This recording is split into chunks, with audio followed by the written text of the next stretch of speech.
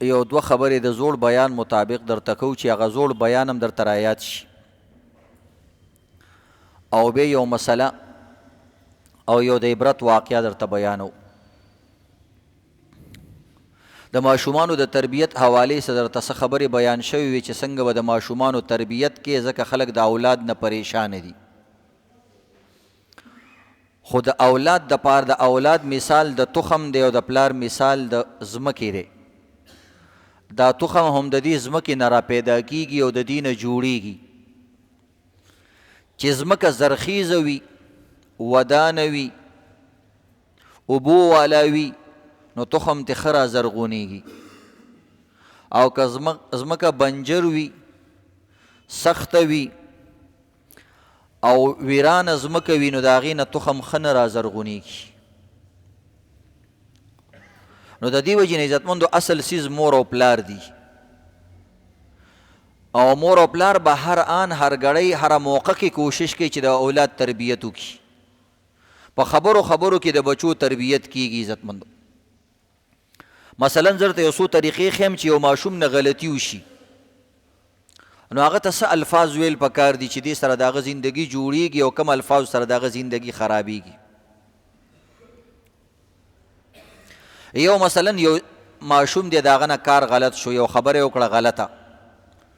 نو د دې دوه درې قسمه اندازه دي. یو ورته ته دروغجنې، او ته ورته په دروغجنو د خدای لعنتي، او ته ورته تا دروغ وویل بې غیرته. نو دې سړي سره او یو دا دی چې یو انسان خپل بچي ته وي بچیه دې خبرې ته دې سوچ وکړه خبره کې زما په خیال خطا شوې. اوس ګور دې که څومره ډېر فرق دی. نو دې کې تا د هغه بچي د عزت خیال وساتو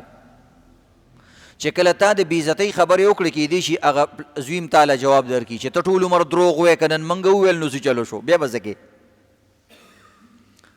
او یا که درته داسې ویلی کېږي ډېر بچي دي او ستا په بچي ستا په لمن باندې داسې منځونه کېږي چې پلاره ته موږ ته لګې. ځکه هر انسان نه کمزوري شوي، چېرته به تا هم دروغ ویلي، چېرته به تا نه هم کمزورې شوي. وی بچیه خطا شوي، او یا ورته زما په خیال ته خطا شوي،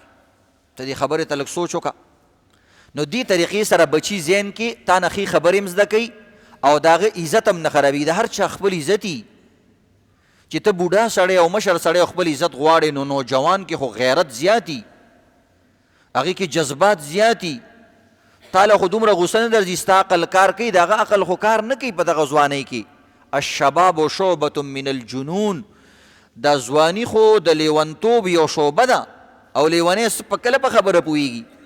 نو لیونی به ډېر په ترتیب سره په خبرو پوهې. نو یو طریقه دا ده عزتمندو. یو دا دی چېرته غلط کار ته وشي، نو زمونږ خلک ورته څه وایي، وایي مړه تا همیشه داسې کارونه کې او تا نه چېرته موږ ښه کار نه دی لیدلی. دا د ښځو خبرې دي، داسې به نه وې. ولې ستا زوی کله ښه کار نه دی کړی، قرآن وایي، سکول له ځي، مونځ کوي، روژې نیولې، دا ټول ښه کارونه نه دي. او ته ورته څه وې، مړه تا نه چېرته ما ښه کار نه دی لیدلی، تا زندګۍ کې چېرته ښه کار کړی، دې طریقې تا چېرته سم کار کړی. یا ورته څه ویو، مړه ته ځان ته انسان وې، تا نه خو زناور هم ښه دي. نو چې دا دې ورته وویله چې تا نه زناور ښه دي، نو زناور لتې وی، نو دا به د هغوی نه هم زیاتې لتې وی. اوس نو دې وجې نه عزتمندو انسان پکار دا دی، پلار دا دی، مور دا دی، بچي ته وي بچیه زما په خیال دې خبره کې ته غلط شوې، ته لږ سوچ وکړه. دې دپاره هم دغه او یا ورته بچیا بهتر انسان هغه چې خپلې غلطیانې د ځان نه لرې کړي. او کوم انسان کې چې غلطیانې جمع کیږي، نو دا انسان بیا ناکام کیږي، په ده باندې خلک اعتماد نه کوي. او ته خیر په دې خبره ته لږ ما پوهېږه، که زه ستا په دې خبره پوه نه شوم، مشوره شانتې واله. نو چې کله انسان ته مشوره علي، دا یو عجیبه کار دی. بیا سړی تا ته ډېرې غلطې خبرې نه کوي، بیا ته وایي آی ایم سوري، او پلاره خفه نه شي ما غلطي وکړله. نو دې طریقې سره عزتمندو د خپلو بچو تربیت کول پکار دي. د انسانیت قدر به د خپل بچو په زړه کې اچي، چې هغه د بل انسان قدر زده کړي. تر دې پورې که یو غلط کار هم هغه ولیدلو، مثلا په لاره روان دی یو سړی دی ګن ټولی، او کچره ټولئ په ګند کې مثلا یو چرسي ناست دی یو پوډري ناست دی یا داسې عام کس ناست دی د غریبۍ د وجې نه نو ته به دا خپل زوی اوس په څه طریقې سره پوهې چې دا پویم شي او دا داسې لاره م اختیار نه کي نو ته به کوشش کوې چې د دې بل سړي غیبت ونه کړي او هغې پسې بدې ردې ونه وي او خپل زوی پوه کړي نو د دې صحیح طریقه څه ده او غلطه طریقه یې څه ده نو زمونږ خلک ورته وایي بچیه ګوره زه درته یم که نه تعلیم کوه او تعلیم او دکان چې نه کې دقه شی به دنه جوړېږي دا خبره یو حده پورې صحیح ده خو دا انداز غلط دی که دا خبره هغه بل کس واورېدله د هغه هم زړه مات شي کیدای شي هغه د غریبۍ د وجې نه د معذورۍ د وجې نه د بل څه د وجې نه هغه ډیران کې لګې دی خپل پلسټک او دغه رنګې اوسپنه او شی نه ټولی یا هغه کمزوری قسم دی خو تا د خپل زوی په زړه کې د غریبانانو خلکو بېعزتي واچول او د هغې الفاظ دې ورته زده کړه او بعضې ورپسې نور هم زیات شي هغه ورته وایي ګوره که نه د دې په شان خر به تا نه هم جوړېږي نو دا الفاظ عزتمندو بچو ته نه دي زده کول پکار بچو ته بچیا زه تا باندې دا تعلیم او دا کاروبار د دې دپاره کومه چې د داسې خلکو معذوره خلکو او د کمزورو خلکو مدد وکړي څومره ښکلې جمله ده که دا جمله عزتمندو هغه ډیران باندې چې کوم سړی ګن ټولې هغه واوري او به څومره خوشحالېږي کیدای شي هغه توبه وکړي او که هغه چرسي وي توبه وکړي شاید داسې خلک هم ښه خلک هم په دنیا کې شته چې زمونږ سوچ او فکر کوي او خپلو بچو ته هم نصیحت کوي چې د دې پوډریانو د چرسیانو او د دې غریبانانو خلکو بچیه مدد وکړي زه تا باندې تعلیم د دې دپاره ویم د دوکان او دا پیسې مې د دې دپاره درکړي دي چې ته پیسې وګټې او چې کوم تا سره اضافي پیسې وي یا زکات وي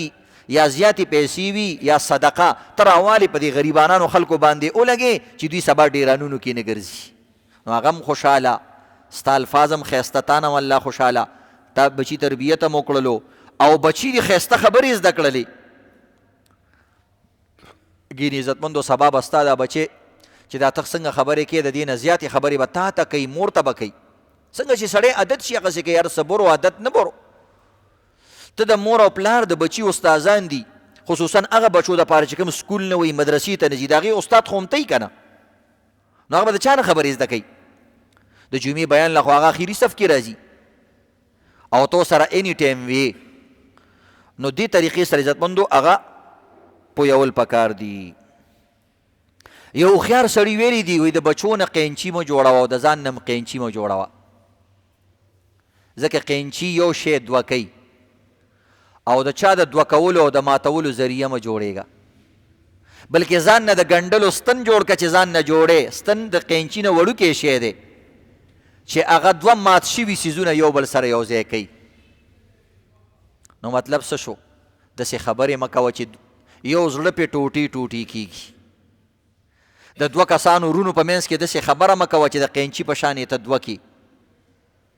د بچي او د مور په منځ کې داسې خبرې مه کوئ چې هغوی پې ته قینچي شي او هغه دې ټوټې ټوټې کړه بلکې ته د ستنې کردار ادا کا که یو بچی د مور نه لرې وي چې هغه مور ته نږدې شي او یو لور د پلار نه لرې وي چې هغه پلار ته نږدې شي یو پارټنر د بل پارټنر نه لرې وي او د هغه غلط فهمي وي چې د هغه غلط فهمي لرې شي او د دوو رشته دارانو په منځ کې د ګنډلو د ستنې کردار ادا کا چېرته بله ستنه پکې جوړه نه شي ته وایي چې ستن وایي غټه ستن پکې راشي او د هغوی په منځ کې ودرېږي او بیا یو بل نه جدا کړي د ګنډلو ستن چې کوم دوه یو ځای کوي نو دې طریقې سره عزتمندو د جوړولو کوشش کوئ د ماتولو کوشش مه کوئ وایي کوم انسان چې د خلکو د ماتولو کوشش کوي د هغه د کاروبار د ماتولو د هغه د زړه د ماتولو د هغه د رشته دارۍ د ماتولو د هغه د کاروبار د ماتولو څه قسمه وي چې کوم انسان د ماتولو کوشش کوي وی لاړ شه د هغه خلکو آباد کورونه هم نن ویران پراته دي خپل کورونه مات شوي دي خپل بچي ته بیل شوي دي خپلې ښځو ته طلاق اخیستی دی یا د خپله ښځې له طلاق ورکړی دی یا بچي د ده نه وحشت محسوسوي دا زموږ پلار نه دا زموږ دشمن دی ګینې مالو سره شته هر څه سره شته خو مینه او محبت هغوی سره نشته ولې ده به د مینې محبت کورونه ورانول نن د خپل کور وران دی او چې کومو خلکو به د خلکو کورونه جوړول وایي د هغوی کورونه څه کې لاړ شه د هغوی قبرونه هم نن آباد پراته دي. خلک یې چې په قبر تیر شي دعا کوي یاره دا ډېر ښه سړی دی دې ته به لږ دعا وکړو. ستا څه دی وایي اسم یې هم نه دی خو یار دا پلانې سړی دی که نه پلانې ښه وزیر اعظم دی پلانې ښه کونسلر دی پلانې ښه ناظم دی پلانې ښه مولا دی پلانې ښه جرګمار دی پلانې سوله خیره دی پلانې مینه محبت والا کس دی پلانې ښه شاعر دی پلانې ښه ټیچر دی. او د بد سړي په قبر چې خلک تیریږي کنځلې ورته کوي قسم دی قبر ورته هم کنځلې کوي. داسې کسان موږ لیدلي دي چې خلکو د قبرونو د پاسه د پلار په قبر باندې ملته وي یعنې دومره ورته غوسئ ځکه هغه زندګۍ کې دله څه ورکړي نه د زندګۍ تراخي وله ورکړي دي. دا هله پته لګېږي عزتمندو اوس خو تا ته پته نه لګېږي خو چې کله ستا بچی یو ښه ماحول کې کینی او هغه یو رټلی شوي خبره وکړي او یو بدبوداره خبره وکړي او هغه هلته خلک بې عزته کي نو بیا ده ته پلار رایاد شي چې زما پلار خو ما ته دا خبرې نه دي ښودلي زما مور خو دا خبرې ما ته نه دي ښودلي. د ماشوم دپاره د ټولو نه لوی استاد مور او پلار دی د ټولو نه زیات ټیم د ده ته سره تېرېږي 7 کالو پورې خو پوره مسلسل دا مور سره وي او د دې نه چې غټ شي نو سکول ته پلار بوځي واپس یې راولي دکان ته بوځي دکان ته راولي خو ډېر به تم ځان نه چیچړ نه جوړی بچي ته چې خبره کوې ته هم ښه انداز کې کوه تندی به برغې نه راغبرګې به نه سترګې به نه راوباسې ګینې دا زوی به تا دشمن ګړي تا نه به لرې تښتي. ته ځان هم خوږ کا بچی هم خوږ کا خواږه څیزونه چې تراخه خلک خوري د هغوی خولې هم ځان سره خوږئ. او خوږ انسان مثال وایي د سندل د ونې په شان دی. سندل شربت هم څکلی که نه خوږ مزیدار شربت دی نو د دې سندل خپله ونه ده دا لرګی دی د دې نه دا شربت جوړیږي. وایي د خوږ او د نرم دل او د خوش اخلاقه انسان مثال د سندل د لرګي او د سندل د اونې په شان دی چې په کم تبر باندې سندل ونه راماتیږي د هغه تبرګي خوله مو ځان سره خوږئ. تبرګي باندې به راماتې که نه یا په اره باندې چې داسې ریبې اره سره زیتې کوي دا د سندل ونه ماتئ خو چې دا اره څنګه د دې لرګي نه راوځي او دا بوی کې د دې نه خوشبو خیږي. د نیک عمله او د خوش اخلاقه او د نیک انسان مثال دا دی چې دشمن هم بیا د ده تعریف کوي ډېر خوږ انسان و کاش چې ما نه وی مړ کړی د مرګ په وخت کې داسې شو. نو دې وجې نه عزتمندو ځان نه خواږه جوړ کوي. نو دا یو څو د تربیت خبرې وي د ماشوموالو. دویمه خبره عزتمندو هم د دې حوالې سره ده وایي هر سړي ته خپل وطن کشمیر دی او هر سړي ته خپل بچی ګران دی. یو تک تور ماشوم تکې تورې مورې ته هغه عزتمندو هغه ته د بیت الله شریف د تور د صادر په شان ګراني او د حجر اسود د تور کاڼي په شان ورته ګراني د حجر اسود او د قرآن د تور ټکو په شان ورته ګراني. څنګه چې تور ټکي د قرآن چپ کوي د قرنګ خپل بچی هم چپ کوي. څنګه چې تور صادر د بیت الله چپ کوي نو خپل بچی هم په تندي دقسې چپ کوي. څنګه چې حجر اسود پسې زور کوي چې دا زه استعلام وکړم او لاس پرې راکاږم دقه شان خپل تور بچي ته په سر باندې لاس راکاږي او دقه شان خوشحالیږي محسوسیږي ورته په خپلو بچو کې الله خوند یې خیری. اگر چې د چرګې بچي ولي نه چرګو ته خپل بچي ګراني غوا ته بچي ګراني. بیګا ما یو ویډیو چا رالیږلې وه یو غوا د هغه تړلی شوې ده د هغې یو بچی دی لرې او یو څو سپي ورپسې شوي دي هغې چیچي را چیچي وړوکی بچی دی هغه ورپسې داسې ټوپونه وایي داسې ټوپونه وایي. یو بیزو د عزتمندو او هغې پسې سپي پسې شوي دي د هغې بچی دی د کشتۍ په غاړه باندې ده خپل بچی ته بچ کوي او ځان هغه دشمن ته مخامخ کوي. مور او پلار بچي سره چې کومه مینه کوي عزتمندو دا بچی مور او پلار سره نه کوي. د مور او پلار مینه د بچو نه زیاته ده. نو دې تمهید او دې خبرې سره ته یو خبره تړم. اوس ابل اور د طارق جمیل صاحب مدذل العالی چې زمونږ په مسلمانانو کې د ټولې دنیا په سطح یو مشهور عالم دی. خپل فیلډ کې د هغه نه تکړه عالم نشته. د تقریر او د خطابت په میدان کې په دنیا کې نن سبا 1 نمبر دی. داغه په الفاظو کې او داغه په خوله کې او داغه په لهجه کې چې الله کم میټاس ایښی دی د شاتو نه زیات دی. او زه درته مثال ښیم، په دنیا زمونږ دوه عالمان په دې پاکستان کې تیر شوي چې هغوی بل عالم د سره نه منلو او هغه په خپله ډېر تکړه عالمانو. یو په کراچۍ کې زرولی خان صاحب که تاسو پیژنئ، هغه ډېر داسې ایغ نیغ مولا. او زمونږ په پېښور کې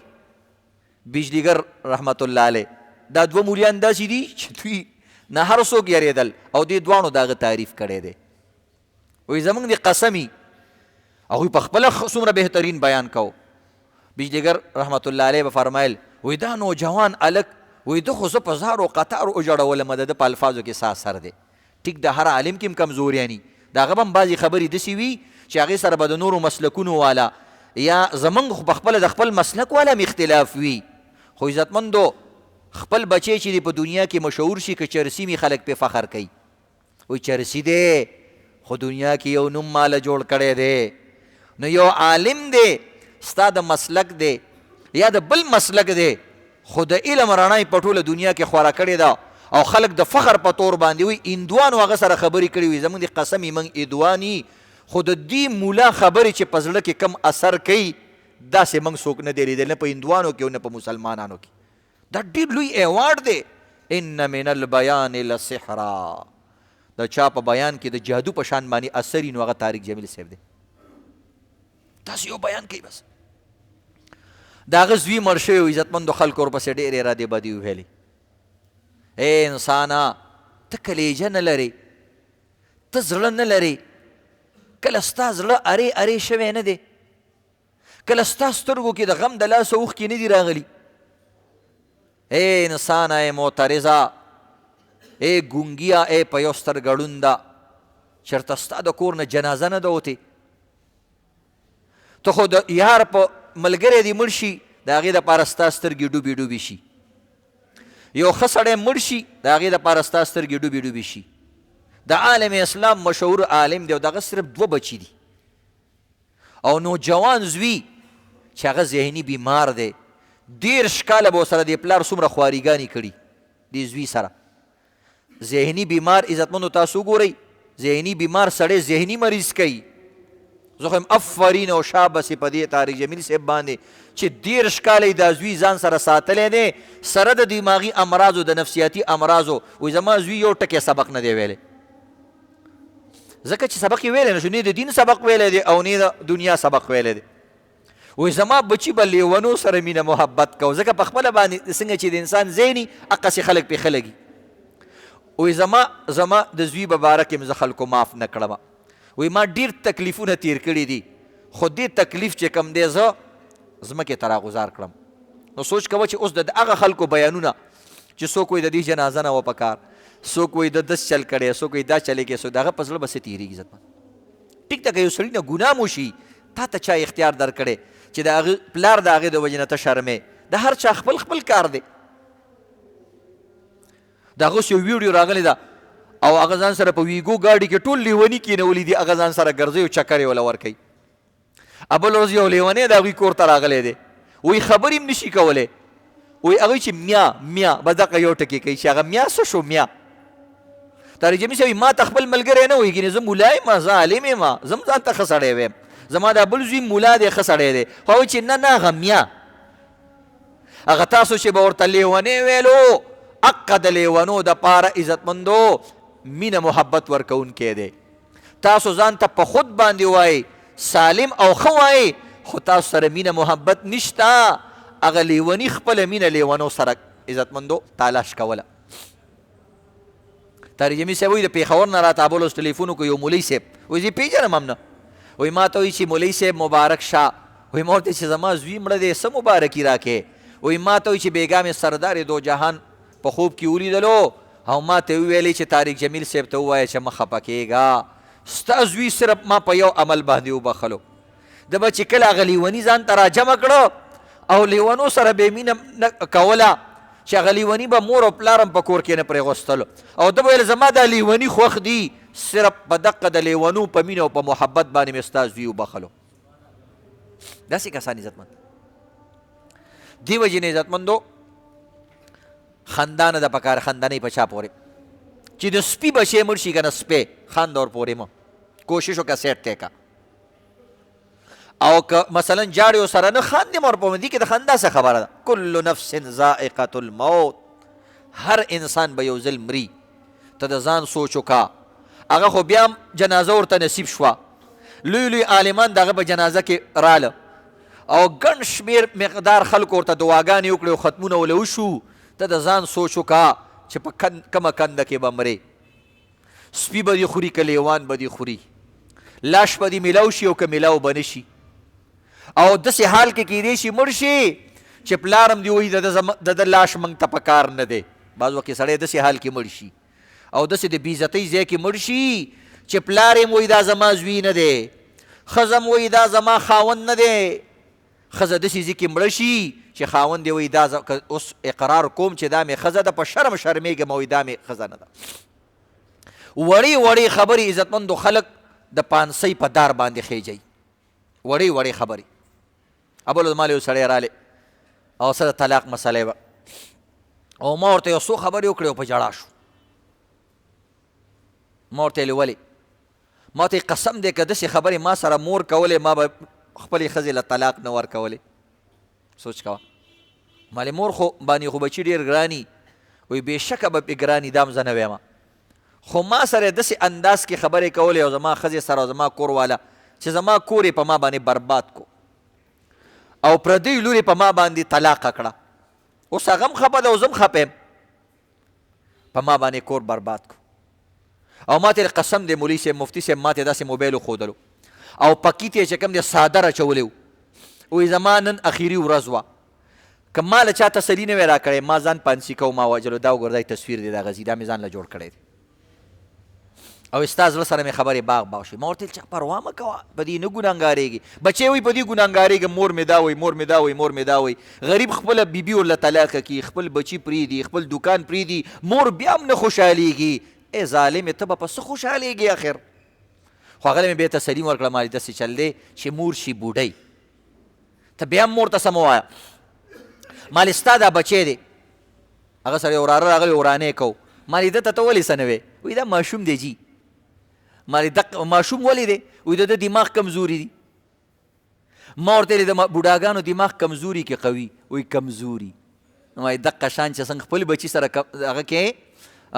ګزاره کې ځکه د دې دماغ کمزوري دي نو ته د هغه بچی هغه ستا مور ده هغه ستا پلار ده ته داسې وایه چې دا زما یو ماشومه لور ده دا مور زما څه ده دا زما لور ده او یو قمقله لور مې ده او په کور کې راغټه شوې ده او ډېره نه پوهېږي نو زه به د دې خیال ساتوم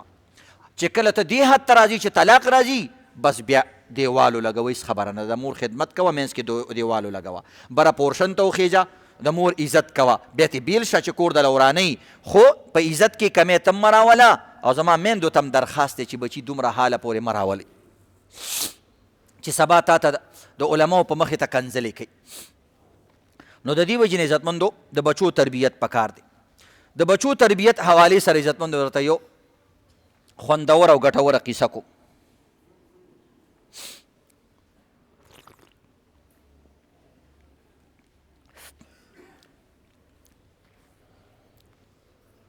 د بچو په زړونو کې د الله د مخلوق مینه واچوئ او د الله د مخلوق قدر واچوئ او اسلامی سوچ د بچو په ذهن کې واچوئ صرف د پیسو سوچ پکې مه اچوئ د پیسو سوچ هم ښه دی خو یو حده پورې ځکه چې هغه سوچ او هغه مینه د پیسو سره د ده نه نو دا کار نه کوي خو د هر څیز خپل لیمټ دی خپل حد دی خپل ځای دی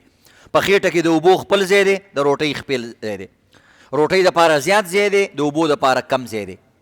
د هوا دپاره خپل ځای دی چې تا ټوله خېټه د روټۍ نه ډکه کړه او حدیث کې راځي د اوبو دپاره او د هوا دپاره پکې خیال ساته چې د پرې نه غوسه دا روټۍ قیمتي روټۍ ده خو تا به خرابوي نو دقه شان عزتمندو د مال محبت ډیر زیات نشي نیدرلینډ یو ملک دی هلته یو عالم هغه خپل زوی له یو تربیت ورکړی و او ځان له یو تربیت ورکړی و د لاس نه به د جمعې مونځ به چې وشو ځان سره به د لاس نه ونیولو او یو کتابچه وه الطریق الی الجنه د جنت طرف ته لاره جنت ته به څنګه ځي د دې څه لاره ده او څه طریقه ده نو دا یو کتابچه به هغوی د جمعې مونځ نه پس تقسیموله، خلکو له به ورکوله چې خلک د جنت والا خلک جوړ شي او نیک اعمال اختیار کی، دوکې دړکې پرېږدي. یو ورځ دا امام صاحب وی یو ورځ د جمعې په ورځ باندې زول شو، باران شو او ورېځې رالې. وایي زه چې کور ته لاړم زما زوی تیار ناست دی، ما ته چې بابا زه خو تیار یم زه چې ځو چې خلکو له دا کتابچه ورکو، دا رساله ورکو او زمونږ د وجې نه د یو څو کسانو زندګي ښه شي او د جنت والا جوړ شي. وایي ما ورته ویل بچه نن خو باران دی، دا به ضعیف و مشر به او ډېر زول دی او نن خو خیر دی تک مناسب نه دی او بله جمعه به شي، مونږ خو هسې هم ډېر تقسیم کړي. ویل نه بابا کیدای شي زمونږ د دې تکلیف د وجې نه د بل چا تکلیف ختم شي، زمونږ د لږ تکلیف د وجې نه د بل چا په کور کې رڼا راشي او په زړه کې رڼا راشي. لرګي قرباني ورکړي، ځان اوس وځي تیلی یو ځان اوس وځي یو سر اوس وځي 100 دیګونه پاخه شي، تکلیف دی. او دغه رنګ یو وړه لږ ځان په غوړو کې اوس وځي پیکوړې او سموسې تې جوړې شي، د خلکو په مخ باندې ښکلا راولي او مزه کوي ډېره زیاته، نو ځان باندې به تکلیف تیرې. وایي ما ورته بچه زه خو نشم تللی او که ته ځې نو او ته مزه ماشوم یې، وایي د 14 کالو ماشوم و، د 14 کالو څه ماشوم خو په زړه کې یو مینه محبت دی. وایي ما ته یې چې زه خیر دی زه به سزي پورې لاړ شم چې څومره مې وسیه به وکړم. وایي ما ولې یو چترۍ ورکړه چې بچیه دا باران دی او ځان سنبالوه او زر کور ته راځه، که څوک نه و نو واپس راځه. دا ماشوم وایي زه ووتلم په دې کې په دې باران کې ووتلم، یو رساله مې ورکړه یوله بله بله. په باران کې خلک کم ګرځي، ډېر کم کسانو، انتظار مې وکړو د یو سړي د بل سړي بل سړي، چا راته څه وویل چا راته څه وویلې، خلک لیونې دې باران ته ګوره او ستا ګرځېدلو ته ګوره. او څوک را چا قمقلې چېرته چا ویل چڼی دی د ملا زوی دی نه پوهېږي، چا څه چا دیکه راکړه، چا راله مینه محبت هم راکړو. وایي بچیا ته په دې کې هم د دین کار کې او د خلکو غم کې، نو بس کله به په مخ باندې مې ښکلا راله او کله به خفګان رالی. یو رساله وایي را سره پاتې شوه، یو کتابچه. وایي حیران وم اخوا دې خوا ناوخته شو، څوک هم نشته دی چې دې باندې څوک هم. وایي اخوا دې خوا مې چې وکتل نو یو کور دروازه مې وکتل، ما چې ځه څوک راځي نه او ناوخته دی نو دا به دا کور دروازه وټکوم، دا به دلته چې څوک یې غلی به یې ورکړم. وایي دروازه مې وټکوله خو چا دروازه کولا ونه کړله، بیا مې وټکوله چا دروازه کولا ونه کړه. وایي بیا مې لږه تیزه وغربوله ور او تنبه مې چې وټکوله. وایي لږ ساعت پس چې کوم دی یو بوډۍ ښځه راکوزه شوه او دروازې چې کولا وکړه نو د غم او د حزن عزتمندو د هغې په مخ باندې ښکاره کېدو، ډېره غمګینه او ډېره پریشانه ښکاره کېده. وایي هغې چې زما مخ ته وکتل نو لږ شان مسکان یې په مخ باندې رالی او د دې هلک ماشوم په مخ باندې مسکراهټ رالی چې ځه او خندا پرې راله، ښکلا پرې راله چې دا یو رساله ده دې بیبي له به یې ورکړم، بوډۍ ښځه ده او زما کار هم ختم شو. وایي په رڼو رڼو سترګو هغه ته وایي کتل، وایي د هغه په سترګو کې ما ته ډېر مینه محبت ښکاره شو، د هغه ماشوم په سترګو کې. نو لږ شان زه خوشحاله شو. هغه ښځه خپله واقعه بیانوي، دا کتابچې وله وایي چې ورکوله دا ماشوم ورته وایي چې بیبي بوډۍ ابۍ ویل ها، وایي دا د الله د طرف نه تا ته یو پیغام دی، د الله بیان دی دې کې، دې کې د الله یو پیغام دی او زما الله تا سره ډېره زیاته مینه کوي او هغه الله په دې کتابچه کې یو پیغام تا ته رالیږلی دی او زه هم تاله یو پیغام در کوم. بس دا یې وویلو ماشوم لاړو. وایي زه بره وختلم، یو جمعه پس چې کوم دی دا بوډۍ زنانه هغه جومات ته نیدرلینډ هغه جومات ته راله. بهر ملکونو کې دا زنانه هم جوماتونو ته ځي. بوډۍ ښځه وه چې داسې جمع وشوله، د جمع نه بعد اعلان وکړو، په دروازه کې ودرېدله، ویل ټول کښېنئ یو اعلان کو. ویل څه؟ ویل زه تاسو کې یو کس هم نه پېژنم چې تاسو څوک یې، زه د فلاني کلي نه راغلی یم او دغه رنګې تاسو کې مې یو کس هم پېژانګلو نشته، رشته دار نشته او زه یو هفته مخکې کافره وم او زه نن مسلمانېږم. او ولې مسلمانېږم؟ د دې جومات نه یو رساله راغلی، جومات پتې پې لیکلې وه، د دې جومات پتې پې لیکلې وه او د دې جومات نه یو ماشوم راغلی و او زما زندگی هغه بچ کړه. ما په دغه ورځ باندې خودکشي کوله او ما ځان پانسي کو، زندۍ کو مې. ولې قیصه دا ده، وایي یو څو کاله مخکې زما خاوند مړ شو، زما زندگی ډېره لنډه تنګه شوه او څوک زما یار مددګار پاتې نه شو. بهر ملکونو کې څوک د یو بل ډېر تپوسونه نه کوي د تنهایی نه راته وحشت محسوسېدلو چې کله راته دا محسوسه شوه چې اوس زما څوک هم یار او مددګار نشته په دې دنیا کې، نو بس ماته د دې یو حل معلوم شو چې د دې زندګۍ خاتمه وکړي نو ایله به په آرام شي. وایي ما بره په پکي کې چې کوم دی پړی اچولی و یا لوپټه مې اچولې وه او میز مې کې غوستی و او هغې ته ختلی وم او په دې دوران کې چې کوم دی لاندې دروازه وټکېدله. وایي بیا ما لږ سان توقف صبر مې وکړو، ما وایي زه څوک به یي لاړ به شي، په دې باران کې څوک راځي؟ نو لږ ساعت پس بیا وټکېدله. وایي ما چې غوټه ورکوله پړي له نو دروازه ډېره زیاته وټکېدله. نو وایي ما واپس د غاړې نه هغه پړی وویستو او چې لاندې رالمه دا ماشوم و پکې او د ماله دا رساله راکړله او د ده خبرو چې کله رساله ما کولاو کړه هغې کې د الله د مینې محبت وي چې الله د انسان دپاره دا دنیا جوړه کړې ده، الله دا نور سپوږمۍ جوړه کړې ده، الله د انسان دپاره دا ټول نعمتونه جوړ کړي او دی هر انسان دپاره جوړ کړي دي. نو که یو خاوند دی په دنیا کې نشته نو د ټول کائنات الله بیا هم تا سره مینه کوي. د چا ښځه چې مړه شي، د چا خاوند چې مړ شي، الله په هغوی باندې چېرته پل فروټ بند کړي دي، الله په هغوی باندې د آسمان اوبه چېرته بندي کړي دي؟ نه. د دنیا لارې پې چېرته بندي کړي دي؟ نه. چې د ټولې دنیا خالق ما سره مینه کوي نو که ما سره د دنیا یو قسم مینه ونه کړي زما د مینې دپاره دقه م کافي ده. او ما ته سوچ رالی چې زه څومره بې وفا یم، دومره لوی رب کائنات چې ټول کائنات یې پیدا کړی هغه ما سره مینه کوي، محبت کوي او ما ته وایي چې صرف دا مینه نه ده چې ته کله سترګې ستا پټې شي نو یا زما بنده داسې نعمتونه مې دله تیار کړي دي ما لا عین رأت چې هغه سترګو نه دي لیدلي، ولا خطر على قلب ولا اذن سمعت، نه غوږونو اورېدلي دي او نه د انسان د هغې سوچ کولی شي. و چې دا مینه محبت خبرې مې واورېدلې، کرسۍ مې لرې کړه او دغه رنګې پړی مې لرې کو او نن زه دې جومات ته رالمه او تاسو ته مې دا قصه بیان کړه. دا قصې چې په جومات کې بیانوله 4 واړه طرفونو نه د جړه اوازونه و، 4 واړو طرفونو نه د الله اکبر اوازونه و. امام صاحب په منبر ناست چې دی وکتلو مخامخ یې د 14 کالو بچی ناست و، بې اختیاره راکوز شو، خپل بچی خپل سینې سره ولګولو او 2 خبرې په ذهن کې رالې چې یو زه څومره خوش نصیب یم چې داسې تنکې وړوکې بچی الله ماله را کړی دی چې د هغه په گفتار او د هغه په رفتار او د هغه په کردار کې دومره قوت دی چې د دې د وجې نه یو بوډۍ ښځې اسلام قبول کړو او بل طرف ته سترګې ټیټې وې چې کاش زم دې خپل بچي سره تلی وې په دې نیک عمل کې شریک شوی وې نو نن به زما سترګې هم ډېرې اوچتې وې. نو انشاءالله داسې د امت دپاره به غم درد په سینه کې لرو که نه انشاءالله. یو مسله ده خو ټایم پوره شو 1 منټ پاتې دی.